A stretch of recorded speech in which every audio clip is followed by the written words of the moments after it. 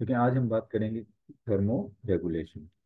तो thermo regulation के हवाले से पहले तो आपने याद रखना है कि ये जो थर्मो रेगुलेशन है ये कैसा मैकेनिज्म है। ये है होम्योस्टैटिक मैकेनिज्म। हमने पढ़ा हुआ है।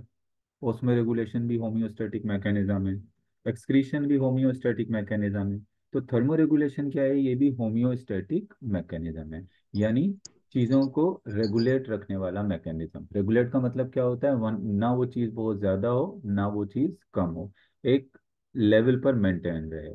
तो ये होम्योस्टैटिक मैकेनिज्म है क्या? Thermo regulation. और इसमें क्या चीज़ मेंटेन होती है? नाम से ही पता है कि इसमें किस चीज़ को रेगुलेट किया जाता है, टेम्परेचर को। तो इसमें क्या किया जाता है कि लिविंग ऑर्गेनिज्म की बॉडी टेम्परेचर, इसमें क्या करते हैं, लिविंग ऑर्गेनिज्म अपने बॉडी टेम्परेचर को कीप रखते हैं। ऑफ एन ऑर्गेनिज्म की body temperature of an organism, आपकी बुक देख लेते हैं कि क्या बता रही है इसके बारे में। तो thermoregulation, in thermoregulation organism की body temperature up to a suitable limit. मिसाल के तौर पे ह्यूमन का टेम्परेचर कितना है, उसकी सूटेबल लिमिट कितनी है? 37 डिग्री सेल्सियस। ये एक सूटेबल लिमिट है। तो अब अगर ह्यूमन इस बॉडी के अपने टेम्परेचर को 37 ही रखते हैं, इसी पर कांस्टेंट रखते हैं, तो वो प्रोसेस जिसके जरिए अपनी बॉडी का टेम्परेचर को 37 रखते हैं, तो वो प्रोसेस क्या कहलाएगा? वो कहलाएगा थर्मो रेगुलेशन। और ये क्या होगा? Independent independent of external environment. ये एक्सटर्नल इन्वायरमेंट के क्या होगा? इंडिपेंडेंट होगा। इंडिपेंडेंट का मतलब ये है कि अगर एक्सटर्नल इन्वायरमेंट 40 डिग्री सेल्सियस हो जाए तो भी आपका बॉडी टेम्परेचर 37 ही बॉडी रखेगी। इंटरनल एक्सटर्नल इन्वायरमेंट अगर 20 हो जाए तो भी बॉडी का टेम्परेचर जो है वो कितना रहेगा? 37 रहेगा। तो मतलब कहने का ये कि जो 37 आपका बॉडी का टेम्परेचर है, ये इंडिपेंडेंट होगा किससे? इस एक्सटर्नल इन्वायरमेंट के क्या होगा? ये इंडिपेंडेंट होगा। तो वो मैकेनिज्म जो इस बॉडी के टेम्परेचर को मेंटेन रख रहा है, रेगुलेट रख रहा है, उसको हम क्या कहेंगे? उसको हम कहेंगे थर्मो रेगुलेशन। अच्छा, अब हम बात कर लेते हैं सिग्निफिकेंस ऑफ थर्मो रेगुलेशन। यानी इस थर्मो रेगुलेशन का जो है वो, हम अपने बॉडी के टेम्परेचर को जो मेंटेन रखते हैं, तमाम ऑर्गेनिज्म नहीं रखते, जो रखते हैं अगर बॉडी के टेम्परेचर को मेंटेन, तो उसका सिग्निफिकेंस क्या है, उसका फायदा क्या है? तो the stability in temperature is necessary, यानी स्टेबिलिटी जो है वो टेम्परेचर के अंदर क्या है? नेसेसरी है। स्टेबिलिटी इन टेम्परेचर, कहाँ के टेम्परेचर में? बॉडी के टेम्परेचर में। इज नेसेसरी बिकॉज, क्यों ये नेसेसरी है? इस वजह से, मिसाल के तौर पे, if a person suffer with loss of body heat, अगर किसी कोई पर्सन जो है वो सफर करता है लॉस ऑफ बॉडी हीट, और बॉडी की हीट को जब लॉस हो जाएगी तो उसको हम क्या कहेंगे? उसको हम कहेंगे हाइपोथर्मिया। हाइपोथर्मिया। और ये अक्सर हाइपोथर्मिया कब होता है? इन कोल्ड, सर्दियों में, लो टेम्परेचर में, कोल्ड में हाइपोथर्मिया होता है। हाइपोथर्मिया क्या है? मिसाल के तौर पे हमारी बॉडी का टेम्परेचर 37 है, अगर ये 37 से ड्रॉप हो जाए, 30 हो जाए, सही है ना, या इससे नीचे का है, जैसे इसका बॉडी का टेम्परेचर अगर 37 से नीचे आएगा तो इसको कहेंगे हाइपोथर्मिया। हाइपो का मतलब लो, थर्मिया का मतलब टेम्परेचर, यानी बॉडी का टेम्परेचर जो है वो नॉर्मल रेंज से नीचे चला गया। और अगर ऊपर हो जाए 37 से, 39 हो गया, 40 हो गया, इससे ऊपर चला गया, 41 हो गया, तो उसको हम क्या कहेंगे? उसको हम कहेंगे हाइपर थर्मिया। हाइपर का मतलब हाई, थर्मिया का मतलब क्या है? Body temperature. तो कहता है कि अगर ऐसा हो जाए कि if a person suffer with loss of body heat, यानी बॉडी की हीट जो है वो लॉस हो जाए, यानी बॉडी का टेम्परेचर जो है वो क्या हो जाए? गिर जाए। कब गिर जाए? किस किस कंडीशन में? जब सर्दियां हैं तो सही है, कोल्ड हो, बहुत ज्यादा सर्दी हो तो उसमें गिर जाए। तो इसकी वजह से होगा क्या? मैं लीड इसकी वजह से क्या हो सकता है? इसकी वजह से हो सकता है कि आपका जो है वो लो मेटाबॉलिक एक्टिविटी, आपकी मेटाबॉलिक एक्टिविटीज को कराने के लिए, आपकी बॉडी में जो केमिकल रिएक्शंस होते हैं उनको कराने के लिए हीट चाहिए होती है। जब आपकी बॉडी का हीट ही तो टेम्परेचर बढ़ा रही है, 37 टेम्परेचर है तो वो कौन मेंटेन कर रही है? आपकी बॉडी की हीट की वजह से। और अगर हीट नहीं होगी बॉडी में, हीट लॉस हो गई, टेम्परेचर 37 नहीं है, 37 से नीचे आ गया है, 30 तक पहुंच गया है, तो मेटाबॉलिक एक्टिविटी क्या हो जाएगी? लो हो जाएगी। क्योंकि केमिकल रिएक्शंस कराने के लिए भी एक maximum minimum amount of heat चाहिए होती है, तो वो होगी नहीं, तो मेटाबॉलिक एक्टिविटी क्या हो जाएगी? लो हो जाएगी। इसके अलावा कार्डियक अरेस्ट भी हो सकता है। कार्डियक अरेस्ट, जब मेटाबॉलिक रिएक्शन नहीं हो रहे सही तरह से, तो हमारा दिल भी जो है वो काम करना छोड़ सकता है। लो टेम्परेचर बहुत होगा तो दिल भी काम करना छोड़ देगा। इवन के बहुत लो टेम्परेचर पे आपके ब्रेन को जो है वो सही तरीके से, अगर एनर्जी नहीं मिल रही ब्रेन को, मेटाबॉलिक रिएक्शंस नहीं हो रहे, ब्रेन को प्रॉपर एनर्जी नहीं मिल रही, तो ब्रेन भी डैमेज होगा। इवन के इसकी वजह से क्या हो सकती है? डेथ भी हो सकती है। तो टेम्परेचर को रेगुलेट करना कितना ज़रूरी है? एक तो क्यों ज़रूरी है कि अगर टेम्परेचर बॉडी का बहुत गिर जाए, लॉस हो जाए, अगर किसी इंसान को हाइपोथर्मिया हो जाए, तो उस हाइपोथर्मिया की वजह से क्या क्या चीज़ें हो सकती हैं? मेटाबॉलिक रिएक्शन बॉडी का कम हो सकता है, मेटाबॉलिक रेट कम हो सकते हैं, कार्डियक अरेस्ट हो सकता है, ब्रेन डैमेज हो सकता है, इवन के क्या हो सकती है? इसकी वजह से डेथ हो सकती है। लेकिन अगर आपकी बॉडी टेम्परेचर को मेंटेन कर ले, कोल्ड में भी, सर्दियों में भी अगर आपका टेम्परेचर 37 मेंटेन रहे, तो इन प्रॉब्लम से जो है वो, ये नीचे जो प्रॉब्लम्स दी हैं उससे बंदा बच सकता है।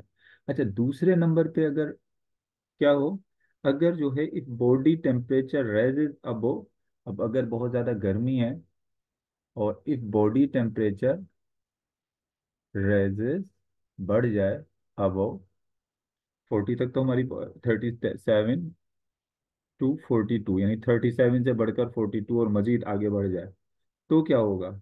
इस कंडीशन को क्या कहेंगे? जब बॉडी का टेम्परेचर ज्यादा हो जाता है, इसको हम कहते हैं हाइपर थर्मिया। इन सिंपली हम कह सकते हैं, अगर हाइपर थर्मिया हो जाए तो फिर जो हो पर्सन या ऑर्गेनिज्म को कैसे तरीके से वो उससे सफर करेगा, यानी हाइपरथर्मिया से कैसे सफर करेगा, हाइपरथर्मिया क्या क्या नुकसान कर सकता है?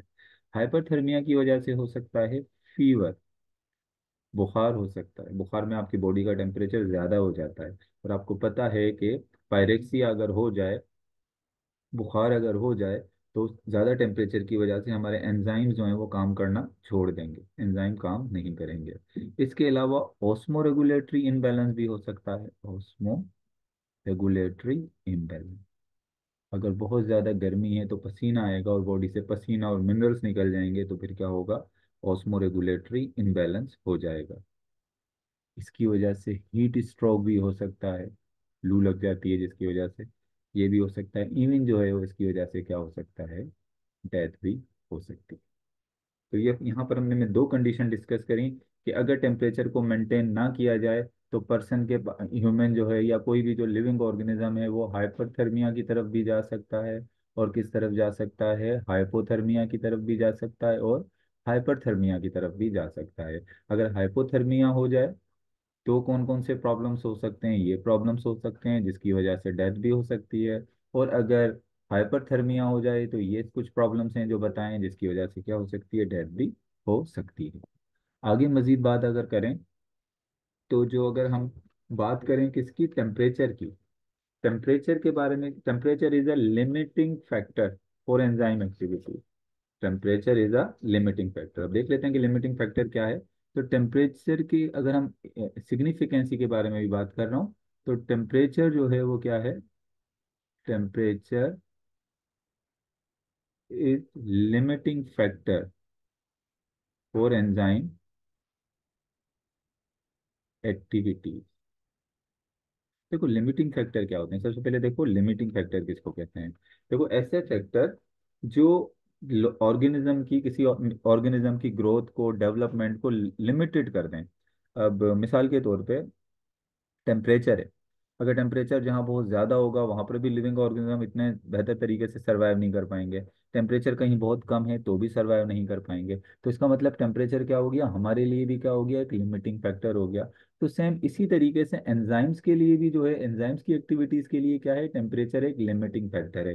यानी एंजाइम जो है वो ना ज़्यादा हाई टेम्परेचर पे काम करेंगे और ना बहुत ज़्यादा लो टेम्परेचर पे काम कर सकते हैं। एंजाइम्स किस पर काम करते हैं, एक नॉर्मल टेम्परेचर पे अपनी एक्टिविटी शो करते हैं। तो एंजाइम टेम्परेचर एंजाइम्स के लिए क्या है, एक लिमिटिंग फैक्टर है।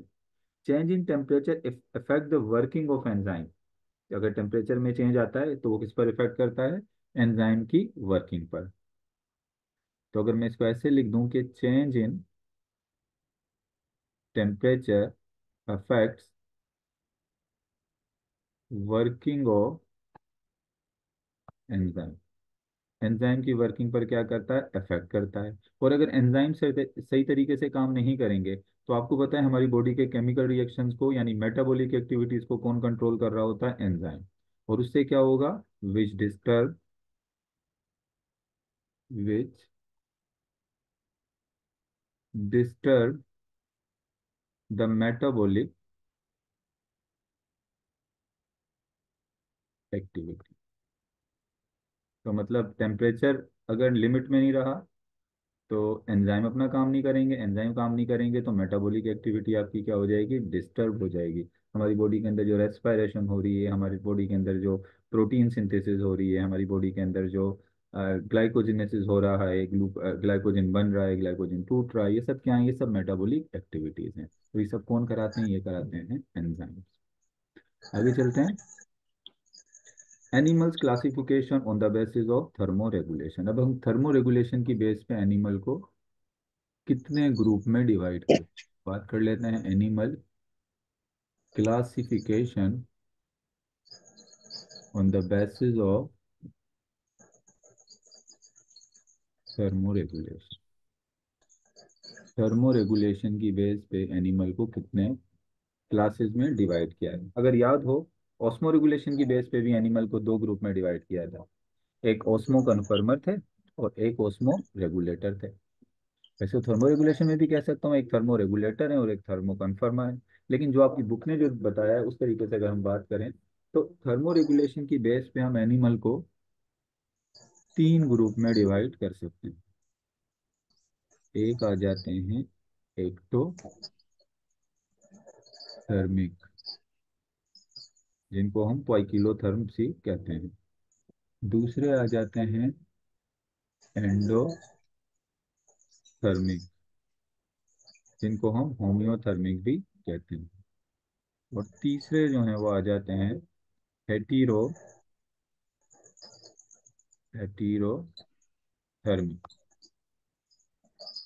चलिए इनकी कुछ डिस्क्रिप्शन पहले मैं लिख देता हूँ फिर मैं आपको समझा देता हूँ।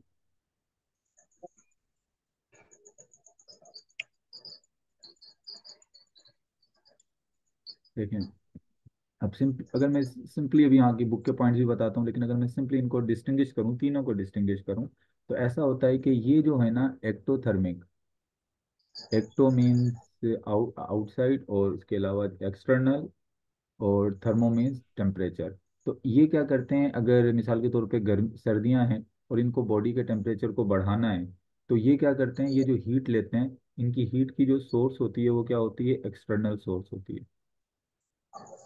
यानी अपनी बॉडी में खुद हीट जनरेट नहीं कर सकते। हम जिस तरह एंडोथर्मिक होते हैं, ये क्या करते हैं, अपनी बॉडी में खुद हीट जनरेट करते हैं। जब इनको हीट की जरूरत होती है तो एंडोथर्म्स बाहर से ले सकते हैं, लेकिन ज्यादातर ये क्या करते हैं, अपनी बॉडी में खुद ही हीट जनरेट करते हैं। मेटाबॉलिक जो रिएक्शंस होते हैं, मेटाबॉलिक एक्टिविटीज होती हैं, उनसे क्या प्रोड्यूस करते हैं, हीट। कौन प्रोड्यूस करते हैं, एंडोथर्मिक। तो एंडोथर्मिक जो है वो इंटरनल सोर्स, यानी हीट की जो सोर्स होती है वो कौन सी होती है, एंडो मीन्स इनसाइड। तो इनके पास कौन सी सोर्स है, इंटरनल सोर्स है। जबकि इनके पास क्या है, इनके पास एक्सटर्नल सोर्स है, खुद अपनी हीट प्रोड्यूस नहीं कर सकते। एंडोथर्मिक क्या कर सकते हैं, अपनी हीट प्रोड्यूस कर सकते हैं। और हेटेरोथर्मिक क्या है, प्रोड्यूस कर सकते हैं हीट, जनरेट हीट। ये हीट जनरेट कर सकते हैं, लेकिन उस हीट से बॉडी के टेम्परेचर को एक नैरो रेंज में नहीं करते, नॉट इन। हेटेरोथर्मिक को मैं आपको बाद में समझाता हूँ, ये थोड़ा सा फिर आप अभी जो है वो कंफ्यूज हो जाओगे। पहले इन दोनों को जो है वो डिस्कस करते हैं।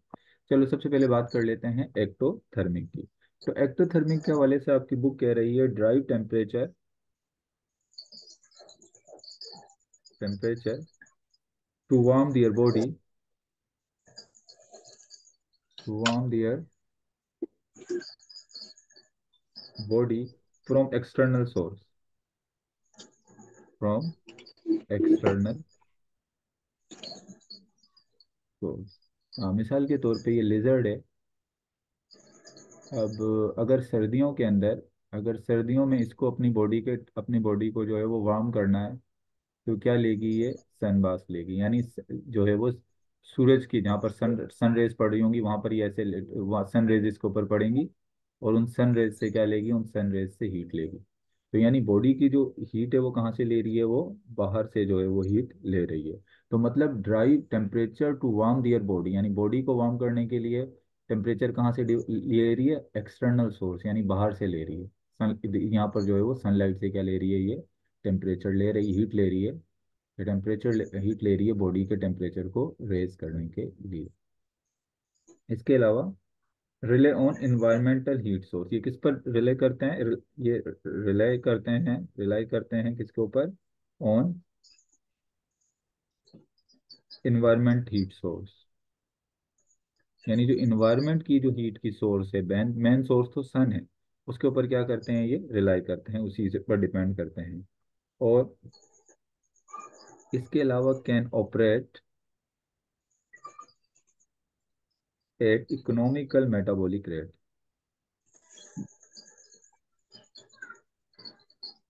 और इनका जो मेटाबॉलिक रेट होता है, केमिकल जो रिएक्शंस होते हैं, वो भी एक इकोनॉमिकल, यानी एक इकोनॉमिकली जो है वो एक नॉर्मल रेंज में होते हैं ना, बहुत ज़्यादा बॉडी के मेटाबॉलिक एक्टिविटीज़ बढ़ाते नहीं हैं। इनके मेटाबॉलिक एक्टिविटीज़ एक नॉर्मल रेंज में होती हैं, क्योंकि जाहिर सी बात है, इनको ये इनका अपना टेम्परेचर तो प्रोड्यूस हो नहीं सकता बॉडी में।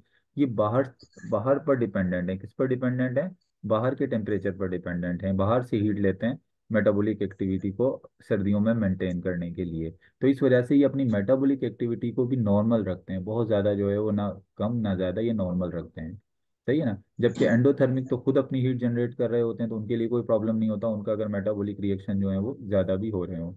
जैसे अब ये जब सो रहे होते हैं या ये रेस्ट में होते हैं, तो इनका मेटाबॉलिक रिएक्शन जो है, मेटाबॉलिक रेट जो है वो क्या होगा? वो थोड़ा कम होगा इनका, एक्टोथर्मिक का। तो ये कैसे इन्वायरमेंट में रहते हैं? ये रहते हैं लिव इन एनवायरनमेंट चार्ज भी आ रहे कांस्टेंट टेम्परेचर। ये ऐसी इन्वायरमेंट में रहते हैं जहाँ टेम्परेचर कैसा रहे? कांस्टेंट रहे। अब जाहिर सी बात है, कांस्टेंट टेम्परेचर में ये ज़्यादा बेहतर तरीके से सर्वाइव करते हैं, जैसे सी हो गया या ट्रॉपिकल एरिया हो गए, यहाँ पर टेम्परेचर इतना ज़्यादा फ्लक्चुएट नहीं करता, नॉर्मल रहता है। अब क्योंकि जो एक्टोथर्मिक होते हैं उनके साथ प्रॉब्लम ये होता है कि अगर बाहर का टेम्परेचर 37 है, तो इनके अंदर का भी 37 होगा। अगर बाहर का टेम्परेचर 40 है, तो इनके अंदर का भी 40 हो जाएगा। यानी अपने टेम्परेचर को फ्लक्चुएट नहीं कर सकते। वही वाली बात आ गई जो ऑस्मो रेगुलेटर वाली, ऑस्मो कन्फर्मर वाली बात, अगर आपने, मैंने ऑस्मो कन्फर्मर आपको समझाया था, उस तरह होते हैं कि बाहर और अंदर का टेम्परेचर एक जैसा हो जाता है, रेगुलेट ही नहीं कर पाते।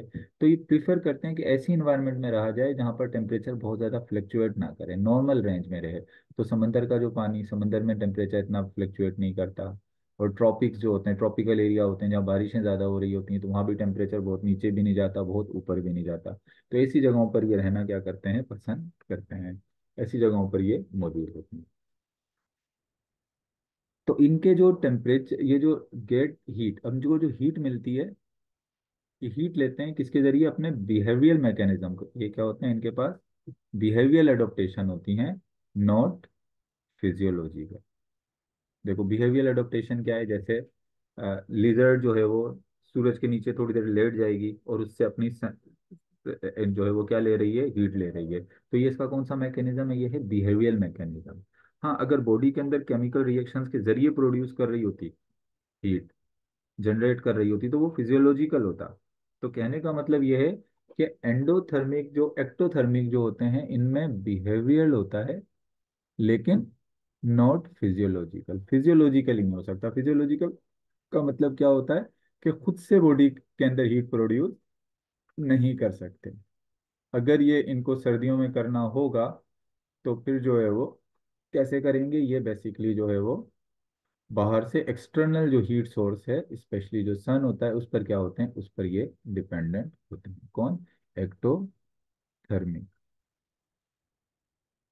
अब अगर हम एक्टोथर्मिक की मिसालें देखें, कौन कौन से एनिमल जो हैं वो एक्टोथर्मिक इस ग्रुप में आ जाते हैं, इनवर्टिब्रेट जितने भी होते हैं, इनवर्टिब्रेट्स इस ग्रुप में आ जाते हैं, एक्टोथर्मिक होते हैं। फिश जो होती हैं ये एक्टोथर्मिक होती हैं। एम्फीबियंस जो हैं, वो फ्रॉग है जो है वो एक्टोथर्मिक होता है, तभी तो फ्रॉग सर्दियों में हाइबरनेशन में चला जाता है। और रेप्टाइल्स भी जितने होते हैं वो भी क्या हैं, वो भी एक्टोथर्मिक है। तो ये हमने किसके बारे में बात कर ली, ये हमने बात कर ली एक्टोथर्मिक के बारे में। अब आ जाते हैं किसकी तरफ, एंडोथर्मिक की तरफ आ जाते हैं। Maintain constant internal body temperature, ये मेंटेन कर लेते हैं, ये करते हैं maintain constant internal body temperature. ये बॉडी एक कांस्टेंट बॉडी के टेम्परेचर को क्या करते हैं, मेंटेन करते हैं with in a narrow range. अब क्या मतलब है with in a narrow range का, देखो जैसे हम है ना, हम लोग भी एंडोथर्मिक हैं, अब हम अपने बॉडी के टेम्परेचर को मेंटेन करते हैं। और नैरो रेंज क्या है, 37, यानी 37 के करीब करीब हमारे बॉडी का टेम्परेचर रहेगा, यानी 36 38, इसी रेंज में। ये एक नैरो रेंज, ये क्या है, नैरो रेंज। इसी नैरो रेंज में हमारा बॉडी का टेम्परेचर मेंटेन रहेगा। तो एक खास रेंज में अपने बॉडी के टेम्परेचर को अगर मेंटेन कर रहे हैं, तो वो क्या है, वो है एंडोथर्मिक। तो हम क्या कहेंगे, एंडोथर्मिक कहेंगे।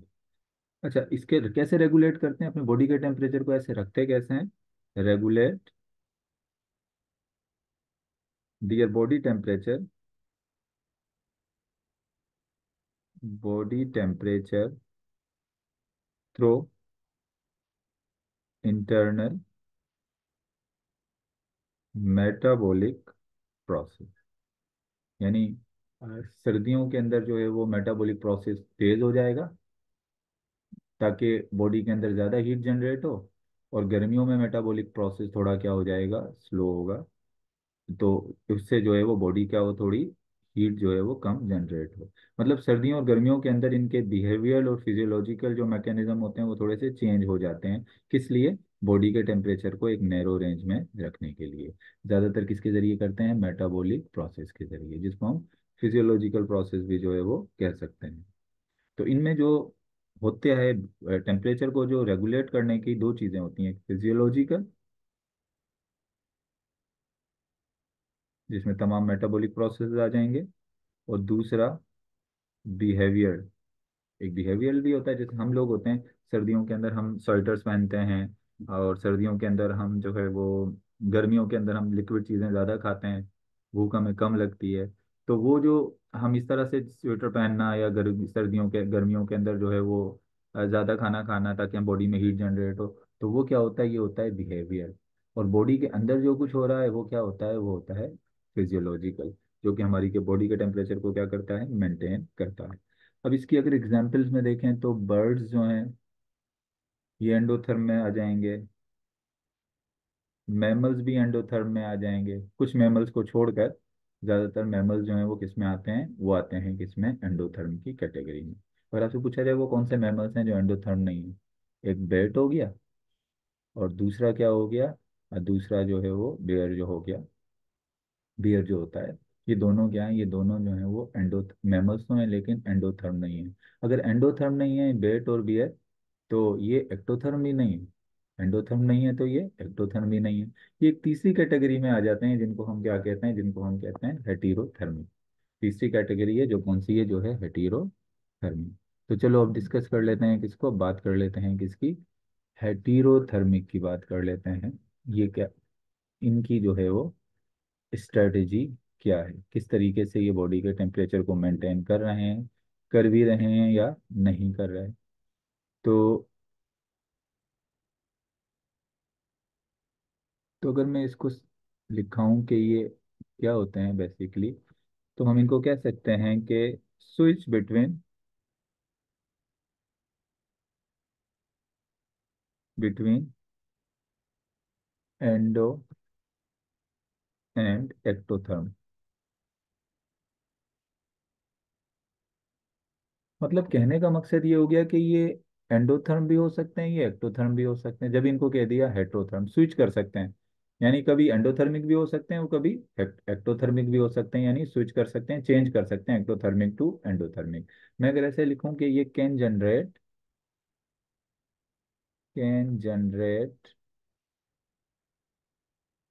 इंटरनल हीट, यानी अपने अंदर की इंटरनल हीट जो है वो क्या कर सकते हैं, जनरेट कर सकते हैं, यानी मेटाबॉलिक हीट जो है वो क्या कर सकते हैं, ये जनरेट कर सकते हैं। जब ये मेटाबॉलिक हीट जनरेट कर सकते हैं तो इसका मतलब ये कैरेक्टर किसका हो गया, एंडोथर्मिक होगा। लेकिन but can not maintain temperature in a narrow range, लेकिन टेम्परेचर को एक नैरो रेंज में मेंटेन नहीं कर सकते। जैसे हम लोग टेम्परेचर को किस रेंज में मेंटेन कर लेते हैं, ये नैरो रेंज है, इस रेंज में रहेगा। लेकिन इनका इस रेंज में नहीं रहता, मतलब 37 से अगर चले गए तो ये 30 तक चला जाएगा सर्दियों में, गर्मियों में होगा तो ये 45 40 तक भी चला जाएगा। तो मतलब हीट तो जनरेट कर रहे हैं, यानी एंडोथर्म तो बिल्कुल भी इंटरनल हीट जनरेट नहीं कर रहे थे, ये इंटरनल हीट जनरेट कर रहे हैं।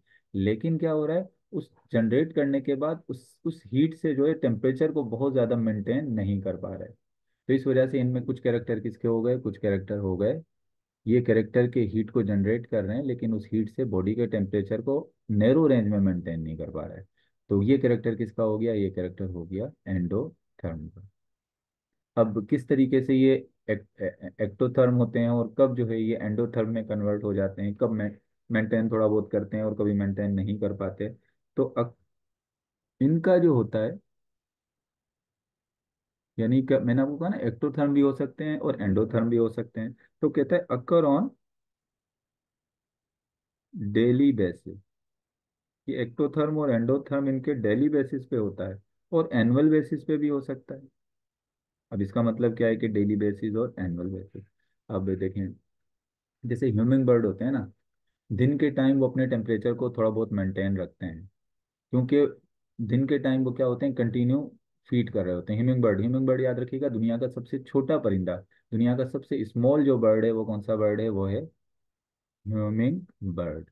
अब मैंने कहा कि बर्ड्स किसकी एग्जाम्पल में आते हैं, बर्ड आते हैं एंडोथर्मिक की एग्जाम्पल में। लेकिन एक बर्ड ऐसा है जो एंडोथर्मिक नहीं है, और वो कौन सा है, वो है ह्यूमिंग बर्ड, बहुत स्मॉल होते हैं। अच्छा, दिन के टाइम ये कंटिन्यू खाना खा रहे होते हैं, जब खाना खाते हैं तो उससे क्या होता है, उससे बॉडी की हीट जनरेट होती है, उससे बॉडी में क्या होती है, हीट जनरेट होती है और बॉडी का टेम्परेचर क्या होता है, मेंटेन होता है। लेकिन रात के टाइम क्या होता है, रात के टाइम जो है ये खाना नहीं खा रहे होते, तो इनका बॉडी का टेम्परेचर फिर ड्रॉप हो जाता है, फिर बॉडी का टेम्परेचर क्या हो जाता है, ड्रॉप हो जाता है। जब बॉडी का टेम्परेचर ड्रॉप होता है तो अपनी मेटाबॉलिक एक्टिविटीज को भी क्या कर लेते हैं, रात के टाइम ये स्लो कर देते हैं, ताकि एनर्जी जो है वो कम से कम इस्तेमाल हो। ज़्यादातर एनर्जी और हीट जो है वो मेटाबॉलिक रिएक्शन में इस्तेमाल होती है ना, मेटाबॉलिक रिएक्शन से हीट प्रोड्यूस भी हो रही है।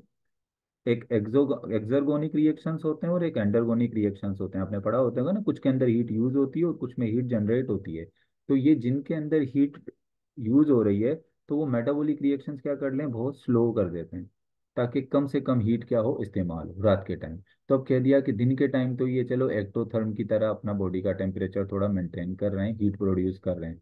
लेकिन रात के टाइम क्या हो जाते हैं, रात के टाइम हो जाते हैं ये एक्टोथर्मिक, यानी दिन के टाइम एंडोथर्मिक है और रात के टाइम क्या हो गए, एक्टोथर्मिक हो गए। समझ गए ना, अकर ऑन डेली बेसिस, यानी डेली बेसिस पर ये हेट्रोथर्मिक जो एनिमल जो है वो अपने आप को चेंज करते हैं एक्टो से एंडोथर्म में। तो मैंने क्या बताया, दिन के टाइम एंडोथर्मिक और रात के टाइम क्या हो गए, मेंटेन नहीं कर पा रहे, बॉडी हीट जनरेट नहीं कर पा रहे, तो रात को क्या हो गए, एक्टोथर्मिक हो गए, क्योंकि बॉडी हीट जनरेट नहीं हो पा रही। और फिर इन्होंने क्या किया, मेटाबॉलिज्म को थोड़ा स्लो कर दिया। ये बाहर से तो सोर्स हीट नहीं लेंगे, लेकिन ये है कि कम से कम हम उनको क्या कहना है, इस कैटेगरी में कंसीडर करेंगे एक्टोथर्मिक की, क्योंकि हीट जनरेट नहीं हो पा रही। और इसी तरीके से एनुअल बेसिस पर भी करते हैं साल में। जैसे बियर होता है, बियर जो है वो जब उसको फूड वगैरह मिल रहा होता है तब तक तो जो है वो अपनी बॉडी की हीट जनरेट कर रहा होता है गर्मियों में। लेकिन जब सर्दियाँ आती हैं, जब बर्फ़ पड़ती है, तो ये किसी गार के अंदर जाकर हाइबरनेट कर जाता है, वो हाइबरनेट करता है। तो उस वक्त क्या करता है, उस वक्त ये अपनी बॉडी के अंदर हीट जनरेट नहीं कर पाता, बॉडी के मेटाबॉलिज्म वगैरह हर चीज़ को बिल्कुल क्या कर देता है, स्लो कर देता है, रिड्यूस करता है। तो उस वक्त ये क्या हो जाता है, उस वक्त ये हो जाता है, कौन कौन सी वाली कैटेगरी में आ जाता है, एक्टोथर्मिक की कैटेगरी में आ जाता है। तो ये बात हमने कर ली, regulate body temperature is constant but allow body temperature to fluctuate, यानी बॉडी के टेम्परेचर को कांस्टेंट रखते तो हैं जैसे मैंने ह्यूमन बर्ड्स का बताया कि दिन के टाइम तो रख रहे हैं, लेकिन रात के टाइम क्या हो जाएगा, रात के टाइम जब जनरेट नहीं करेगी हीट तो फिर वो क्या कर देगा, वो फ्लक्चुएट जो है वो कर जाएगा। अब इसकी एग्जांपल में अगर हम देखें तो जो ह्यूमन बर्ड हैं, बैट एंड ह्यूमन बर्ड, ये क्या करते हैं, ये करते हैं एज टॉर्पर। टॉर्पर का किस का मतलब क्या होता है कि ये जो है वो स्लो कर देते हैं मेटाबॉलिक एक्टिविटीज एट रेस्ट। जब ये इनएक्टिव होते हैं, जब ये रात के टाइम रेस्ट में होते हैं, तो इनकी मेटाबॉलिक एक्टिविटी बहुत कम हो जाती है, बिल्कुल सुस्त हो जाते हैं, अपनी मेटाबॉलिक एक्टिविटी बिल्कुल स्लो कर देते हैं। तो इस बिहेवियर को हम क्या कहेंगे, इसको हम कहेंगे टॉर्पर। ये एक बिहेवियर मैकेनिज्म है जिसको हम क्या कहेंगे, टॉर्पर कहते हैं। जब अपनी मेटाबॉलिक एक्टिविटीज को बिल्कुल क्या कर देते हैं, स्लो कर देते हैं। किस टाइम करेंगे, ये रात के टाइम। लेकिन अगर दूसरी तरफ हम देखें, दूसरी एग्जाम्पल जो है, जो अगर हम ले लें बियर की, रीछ जो होता है, बर्फानी जो रीछ होता है, वो क्या करता है, वो जो करता है वो हाइबरनेट कर देता है। इसमें सर्दियों में हाइबरनेट करेगा, सर्दियों में, जिसको हम विंटर स्लीप भी कहते हैं। किसी गार के अंदर चला जाएगा, वहां पर उसका जो है वो हाइबरनेशन के अंदर क्या होगा, वो अक्सर हाइबरनेशन होती है सर्दियों में, सही ना। अब वो मैंने जो टॉर्पर बताया था वो तो अक्सर रात के टाइम जब एनिमल इनएक्टिव होगा, जब तो उस वक्त जब उसको फूड नहीं मिल रहा होगा तो तब वो क्या करेगा, टॉर्पर करेगा, मतलब वो इनएक्टिव हो जाएगा, मेटाबॉलिक एक्टिविटीज कम कर देगा। लेकिन अगर सर्दियों के अंदर जो एनिमल जो है वो कहीं जाकर छुप जाते हैं, किसी गार में चला जाएगा, इससे फिर जाकर वहां पर क्या करेगा, वहां पर एक जो है वो अपनी फिर मेटाबॉलिक एक्टिविटीज वहां पर भी अपनी स्लो कर देगा। हार्ट बीट जो होगी, दिल की धड़कन, वो भी बिल्कुल स्लो हो जाएगी। जाहिर सी बात है, दिल धड़कता है तो एनर्जी तो चाहिए होती है, अभी तो उसके पास हीट नहीं है, जो एनर्जी नहीं है, तो इस वजह से वो भी क्या होगा, वो भी बिल्कुल स्लो कर देगा। और जिस वक्त फूड की जो है वो कमी होगी, फूड स्केयर होगा, तो उस वक्त जो स्केर्ड फूड की सप्लाई में ये अपनी बॉडी जो है वो किस में चले जाते हैं, हाइबरनेशन में चले जाते हैं। तो ये हमने किसकी बात कर ली, हमने बात कर ली हेटेरोथर्मिक एनिमल्स की। तो what I told you that there are three type of animals on the basis of osmo sorry on the basis of thermoregulation. What are the name of these three types of what are these three type of group? One is ectothermic, second one is endothermic, and third one is heterothermic. Ectothermic cannot generate metabolic heat, यानी internal heat ये generate नहीं कर सकते। और endothermic क्या हो सकता है, कैन जनरेट, ये जनरेट कर सकते हैं, और उसके साथ ये मेंटेन करते हैं बॉडी के टेम्परेचर को, किसमें, नैरो रेंज में, ठीक है।